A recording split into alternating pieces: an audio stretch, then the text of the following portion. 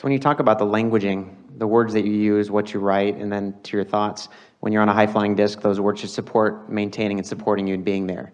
And alternatively, if I'm understanding it correctly, when you're not there, because sometimes you're not, you're trying to find words that turn you around and kind of point you in that direction. The thing is, let's say you're not there. Okay. You're on a lower disc. So now you're trying to use words, affirmations or scripting, trying to use words to make something happen. The universe doesn't hear what you want. The universe hears where you're at. It's an interesting thing. It's that effort factor. It's almost like every time you're trying, you're on a disc making you feel like you need to offer the effort.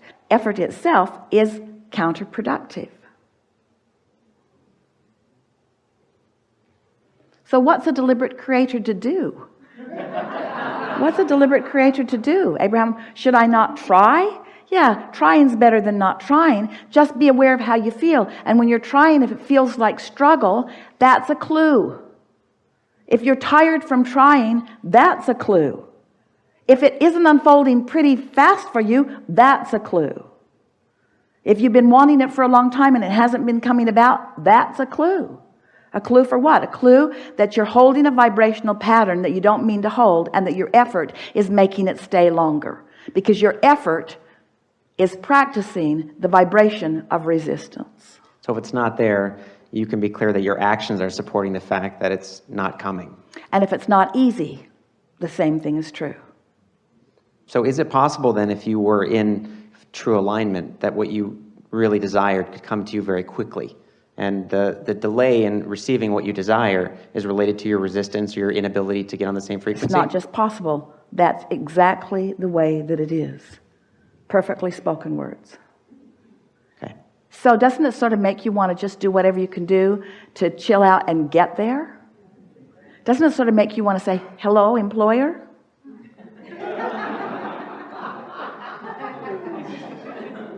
I know you're expecting me to come to work tomorrow, but I've been trying really hard to get everything just the way you want it, and I need 30 days. I need 30 days to really give you what you want. Now, you can still go to work. Just get up. Just do the 30-day process while you're going to work, and watch what happens. Watch how many things you can transform during that time. We are nibbling away at the edges of this. Can you feel it? In other words, every conversation makes it easier to understand. And so what's the conclusion that we've come to so far? Everybody's working harder than they mean to. There's a lot of effort being offered from discs that are lower than the high-flying disc that are really sort of counterproductive, or like treading in place, sort of marching in place. There are easier ways of going about it. The universe is wanting to assist you, but you've been holding yourself off from the real assistance. Your effort shows you how much you can get done with your effort, with your stamina, with your grit and willpower. But it's far different from alignment that'll show you what you really have access to. As humans compare themselves one to another, and you think your options are, I can try really hard and be a responsible, respectable person, or I can not try hard and be a lazy, disrespectful person. I choose being a respectable person who tries hard, who works hard. And we say, well, if those are your only two choices, we kind of get why you say that. But there is another choice that most humans aren't factoring in. And so those choices go like this. Let's see, I can be a physical, action-oriented being who will create my world by the willpower and stamina of my physical action, or I could be an aligned citizen of the universe who accesses a leverage of energy like the masters have always done, and flows effortlessly in the direction of improvement for myself and others. And when you think about that, then you know which one you would choose. And so we're just doing a sales job here today to let you know what's available to you and how easy it is to access it. But you won't know it from our words. You got to try it. You have to play with it. You have to feel the power of the universe coursing through your focus in order to understand what we're getting at. Otherwise, you're just banging around in the physical world, comparing yourself to others who are also offering action. And that is, in fact, we love you so much, what gives you the basis of your shortage consciousness. You think that there is a pile or a finite pile of resources, a finite pile of intelligence, that there's only so much to go around, and so you're sort of scrambling for your share of it, not understanding that when you get onto that high-flying disc and sustain yourself there, there's a never-ending stream of everything that you want flowing into your environment. You're not sharing anything with anyone. You're just accessing what's always been there for all of you. And when you access it, it doesn't take it away from anyone else. Ever.